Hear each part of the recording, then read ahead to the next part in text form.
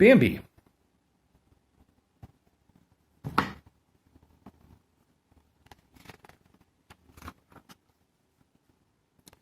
Bambi came into the world in the middle of a thicket, one of those little hidden forest glades which seem to be open but are really screened on all sides. The magpie was the first to discover him. "This is quite an occasion," he said. "This isn't often that a young prince is born. Congratulations."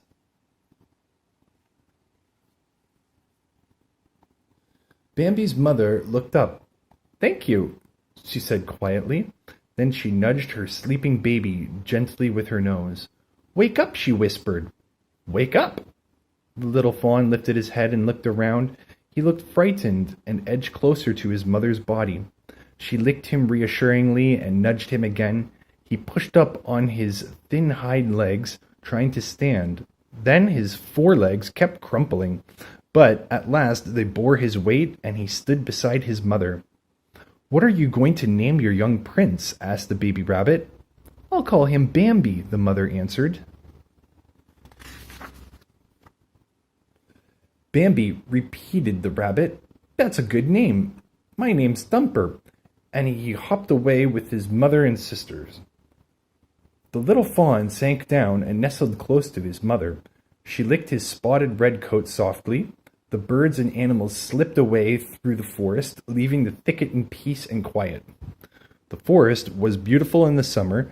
The trees stood still under the blue sky, and out of the earth came troops of flowers unfolding their red, white, and yellow stars.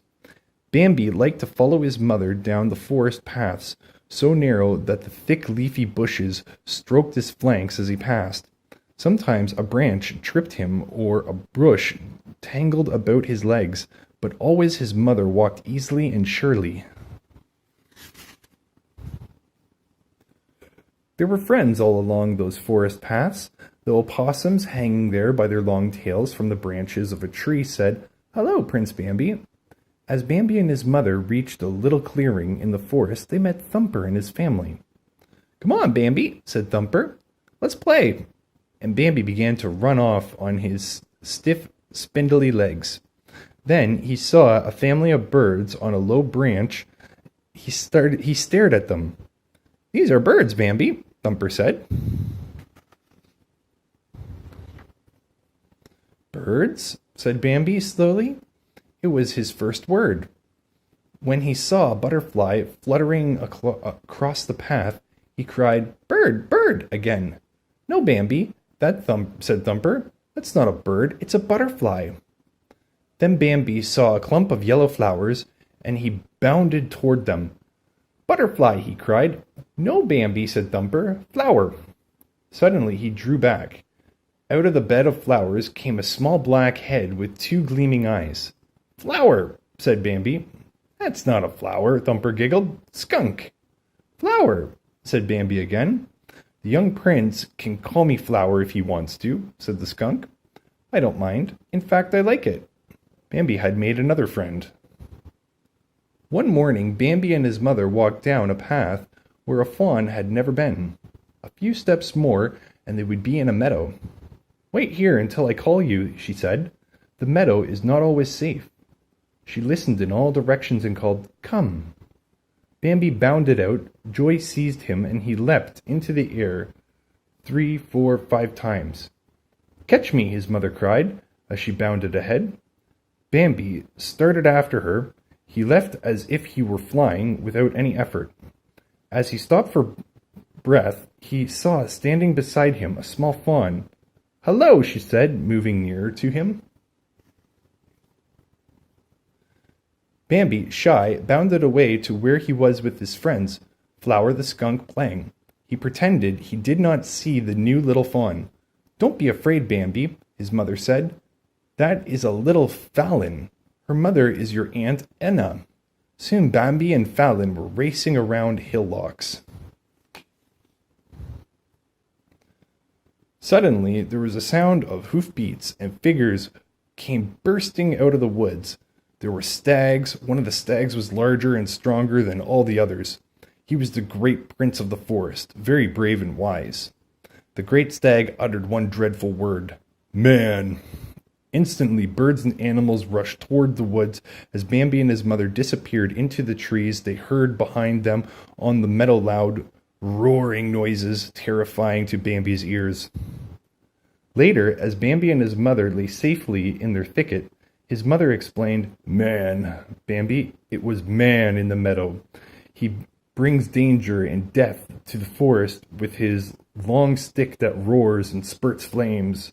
Someday you will understand. One morning, Bambi woke up shivering with cold. His nose told him that there was something strange in the world. When he looked out through the thicket, he saw everything covered with white. It's snow, Bambi, his mother said. Go ahead and walk out. Cautiously, Bambi stepped on the surface of the snow, and he saw his feet sink down in it. The air was calm, and the sun on the white snow sparkled. Bambi was delighted. As he walked, stepping high and carefully, a breeze shifted a branch above him ever so slightly, just enough to tip a heavy load of snow on Bambi's head. He jumped high in the air, startled and frightened, then ran on, licking the snow from his nose. It tasted good, clean, and cool. Thumper was playing on the ice-covered pond, and Bambi trotted gingerly down the slope and out onto the smooth ice too. His front legs shot forward, his rear legs slipped back, and down he crashed. He looked up to see Thumper laughing at him. He finally lurched to his feet and skidded across the ice dizzily, landing headfirst into the snowbank on the shore. As he pulled himself out of the drift, he and Thumper heard a faint sound of snoring. Peering down into the deep burrow, they saw the little skunk lying peacefully asleep on the bed of withered flowers. Wake up, Flower, Bambi called. Is it spring yet? Flower asked sleepily. No, winter's just beginning, said Bambi. I'm hibernating, the little skunk smiled. Flowers always sleep in the winter, and he dozed off again. So Bambi learned about winter. It was a difficult time for all the animals in the forest. Food grew scarce. Sometimes Bambi and his mother had to strip bark from trees and eat it. At last, when it seemed that they could find no more to eat, there was a change in the air. Thin sunshine filtered through the bare branches, and the air was a little warmer. That day, too, Bambi's mother dug under the soft snow and found a few blades of pale green grass. Bambi and his mother were nibbling at the grass when they suddenly smelled man. As they lifted their heads, there came a deafening roar like thunder. Quick, Bambi, his mother said. Run for the thicket. Don't stop, no matter what happens. Bambi darted away and heard his mother's footsteps behind him. Then came another roar from man's guns. Bambi dashed among the trees in terrified speed, but when he came at last to the thicket, his mother was not in sight. He sniffed the air for her smell, listened for her hoofbeats. There was nothing. Bambi raced out into the forest, calling wildly for his mother. Silently, the old stag appeared beside him. Your mother can't be with you anymore, the stag said. You must learn to walk alone. In silence, Bambi followed the great stag off through the snow-filled forest. Soon it was spring, and everything was turning green, and the leaves looked fresh and smiling. Suddenly, Bambi looked up and saw another deer. Hello, Bambi, said the other deer. Don't you remember me? I'm Fallon. Bambi stared at her. Fallon was now a graceful, beautiful doe. A strange excitement swept over Bambi. When Fallon trotted up and licked his face, Bambi started to dash away, but after a few steps he stopped. Fallon dashed into the bushes, and Bambi followed. Suddenly, Rono, a buck with big antlers, stood between Bambi and Fallon. Stop, he cried. Fallon is going with me. Bambi stood still, and Rono nudged Fallon down the path. Suddenly he shot forward, and they charged together with a crash. Again and again they came together, forehead to forehead. Then a prong broke from Rono's antlers, and a terrific blow tore open his shoulder, and he fell to the ground, sliding down a rocky embankment. As Rono limped off into the forest, Bambi and Fallon walked away through the woods. At night they trotted onto the meadow, where they stood in the moonlight, listening to the east wind and the west wind calling to each other. Early one morning in the autumn, Bambi sniffed the scent of man. The great stag came and said, "Yes, Bambi, it's man, with tents and campfires. We must go to the hills." Bambi ran back to the thicket for Fallon. The sounds of man and the barking of dogs came closer. He lunged at the dogs and called, "Run, Fallon!" The roar of guns crashed almost beside him, but he dashed ahead as a killing pain shot through him. The old stag appeared and said, "The forest has caught fire from the flames of man's campfires. We must go to the river." They plunged into the raging fire and then fell into the cool, rushing water. Panting and breathless, they struggled onto a safe shore already crowded with other animals. With a cry of joy, Fallon came running to him and gently licked the wound on his shoulder.